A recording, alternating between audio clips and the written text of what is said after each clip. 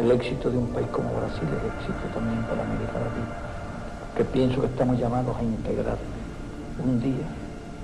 Quizás Brasil necesite menos la integración de otros países pequeños, pero para Brasil, a pesar de su tamaño, de su dimensión y de su población, se vería extraordinariamente beneficiado por la integración de América Latina. Defendemos la idea de la integración, esperamos que un día sea realidad. Entre otras cosas, cuando tenemos otra alternativa histórica y cuando hablamos de una América Latina unida y integrada, pensamos en Brasil. No concebimos el éxito de América Latina sin el éxito de Brasil. No concebimos el desarrollo de América Latina sin el desarrollo de Brasil. Y no concebimos la integración de América Latina sin la integração de Brasil dentro da América Latina. Eu gostaria de saudar todos os companheiros que comparecem a esse encontro, que eu particularmente presencio uma reunião da importância dessa realizada no Brasil, juntando setores extremamente importantes dos partidos democráticos e de esquerda do nosso continente. Nós iremos discutir como primeiro ponto as alterações na ordem internacional e o seu significado para a América Latina e Caribe. Depois iremos discutir balanço das lutas pela democracia e pelo socialismo na América Latina e Caribe. Depois iremos discutir problemas estratégicos da luta pelo socialismo na América Latina e Caribe. Iremos a melhor fórmula pela qual iremos tirar algumas conclusões para que possa nortear daqui para frente a atuação dos setores da esquerda da América Latina y do Caribe. Hemos entrado ya en contacto con algunos centros de estudios de Panamá, de Colombia, de Ecuador, de Uruguay, de Argentina, de Chile, de Cuba. Un proyecto en el cual no es aventurado pensar desde el punto de vista político en una asociación de estados latinoamericanos. ¿Por qué no pensar en eso? Me han honrado con sentarse esta noche a oír estas ideas de un soldado, de un latinoamericano entregado de lleno y para siempre a la causa de la revolución de esta América nuestra. Un inmenso abrazo bolivariano para todos ustedes.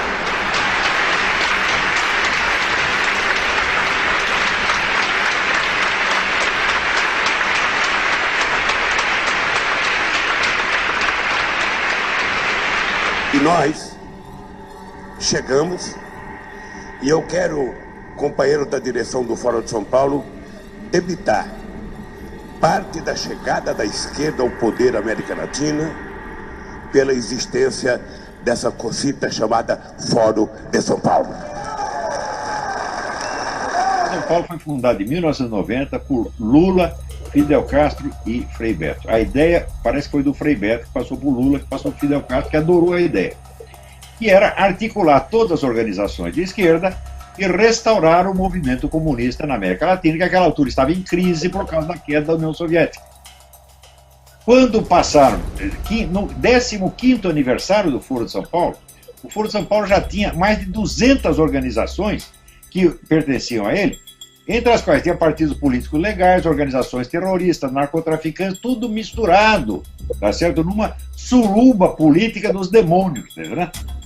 Então dizer que não há associação entre PT e Farc, isso é mentira, porque se não há associação, eles não iam fazer assembleia juntos e tomar decisões juntos e assinar solidariamente. Então a existência da conexão PT-Farc é uma coisa que está documentada nas atas do Foro de São Paulo, assinada pelo seu então presidente, senhor Luiz Inácio Lula da Silva. Deixa eu tirar uma outra dúvida que toda hora aparece, especialmente no noticiário internacional.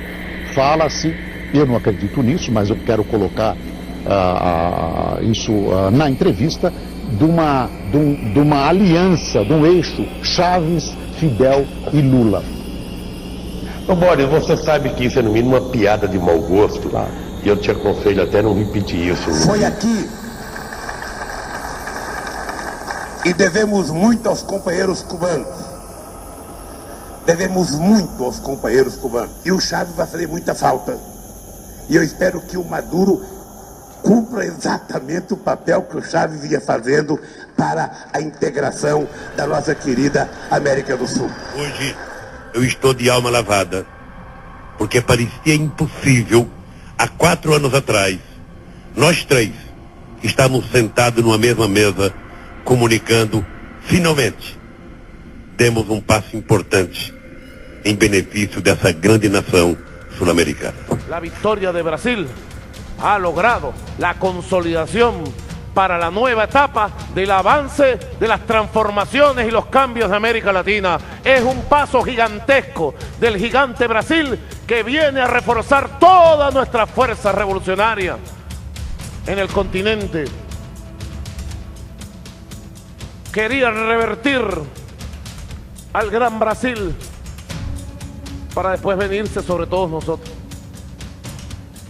Como querían derrotar la revolución bolivariana en el año 2013 para luego irse sobre el resto de la América. Diría por ahí alguien que ustedes conocieron, ni lo uno ni lo otro. Aquí lo que va a haber en América Latina cada vez más es revolución, son cambios profundos, transformaciones verdaderas, unión de América Latina.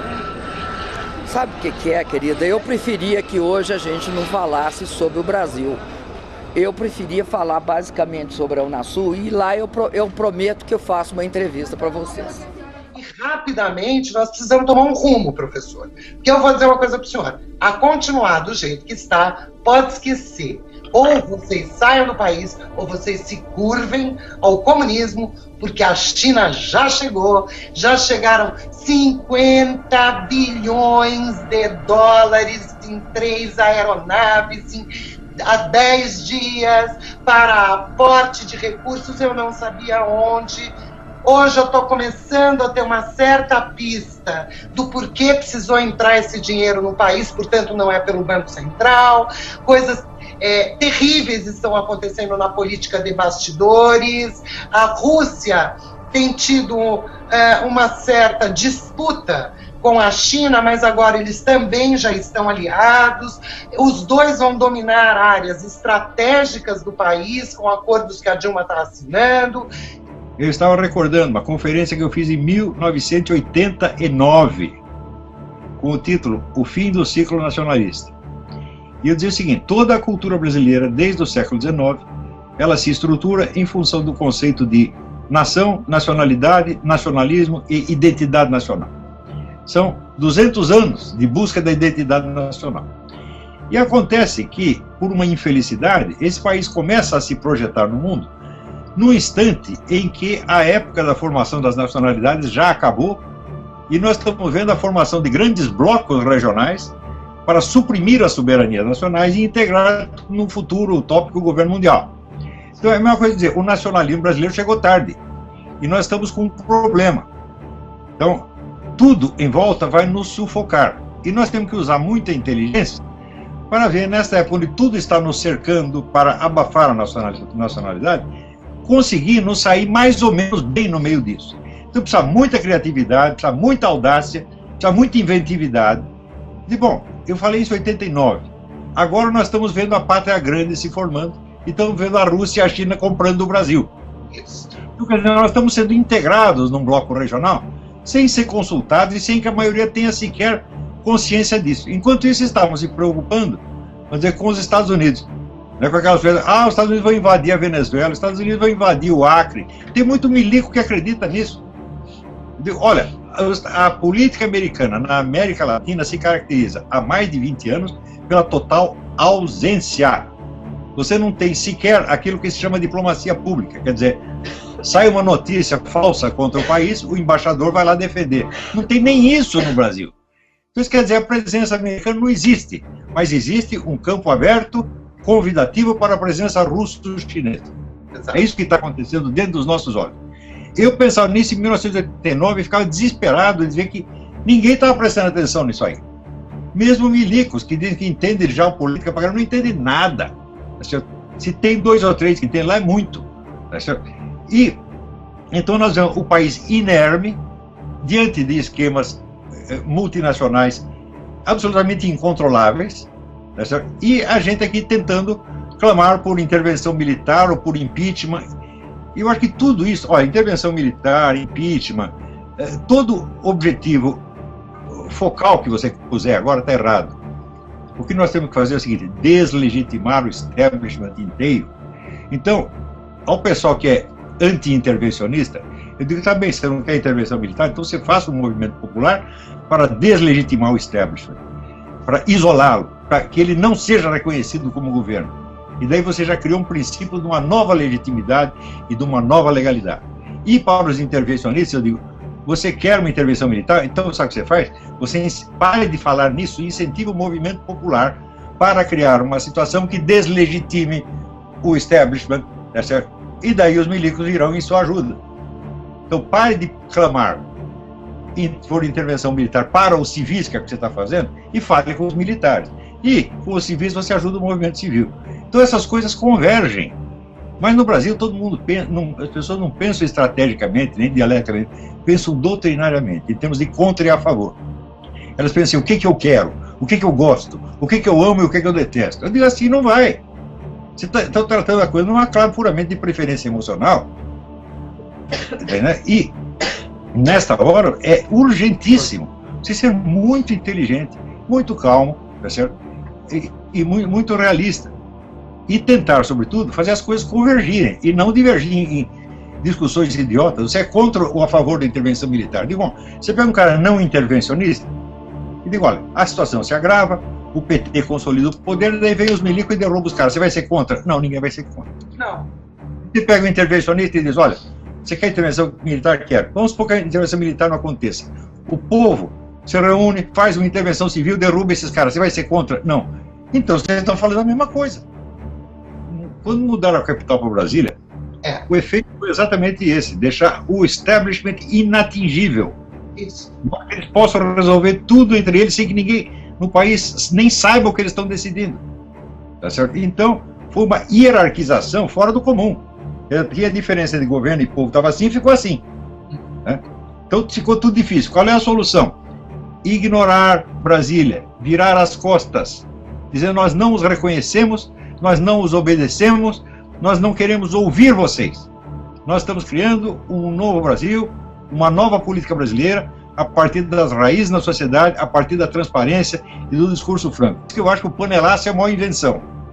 A coisa mais eficaz que tem no país é o panelaço. Não deixa falar mais.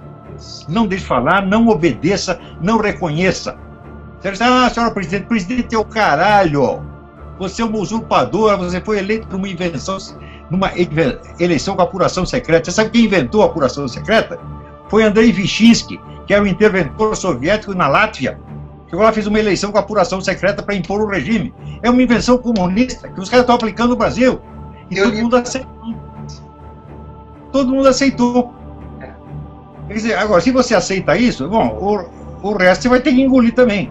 Então, não aceitamos, você não é que nós queremos o seu impeachment, você nunca foi presidente. Né? Você foi eleita por fraude, não interessa se roubaram 2 votos aqui ou 2 votos ali, a apuração secreta em si é fraude. Ela nega a condição de transparência, que é a condição básica do exercício do voto democrático. Então, não houve eleição, houve uma fraude monstruosa. Então, não adianta você dizer que houve fraude e continuar chamando de presidente. Se ela aparecer na minha frente, eu digo, presidente é o caralho, você não é presidente de coisa nenhuma. Você é um usurpador, você é uma ladra, sai daqui. Nós temos que mostrar o nosso total e profundo desprezo a essa gente. Agora, se nós queremos um ritual democrático, um ritual institucional, etc., bom, então nós vamos cair de novo na mesma armadilha. Nós temos que criar novas instituições, desde já, a partir da convivência popular, dos debates na rua, na escola, na igreja. O que nós estamos vendo, Denise, é a Revolução Brasileira. É a famosa Revolução Brasileira, que a esquerda tanto dizia que queria, só que agora não quer mais. Porque agora quem está no poder é ela. Vocês querem conquista melhor do que numa campanha neste país a gente não ter nenhum candidato de direita? Começou a melhorar já comigo e com o Fernando Henrique Cardoso. Já foi um nível elevado. Depois eu e Serra também. Depois eu baixou o nível por conta dele, não por minha conta. Mas agora, se tivesse apresentando os candidatos que eu estou vendo aí, vai ser uma coisa inédita neste país. Se tiver 4 ou 5 candidatos, é todo do espectro de esquerda. Uns podem não ser mais tão à esquerda quanto era, mas não tem problema. A história e a origem dão credibilidade, sabe, para o presente das pessoas. Essa eu acho que é uma conquista que nós precisaríamos aprender a valorizar. Porque era inimaginável até outro dia que nós chegássemos a esse momento do Brasil. Não ter um candidato que represente a direita. É fantástico. Então você vê um povo inteiro se levantando contra o establishment, a esquerda, que dizia ser a porta-voz da Revolução Brasileira, agora ela é o establishment e tenta sufocar a Revolução, invertendo o vocabulário, dizendo que nós somos os fascistas, nós somos os elitistas. Você vê um país que tem 90% de elite e 10% de povo?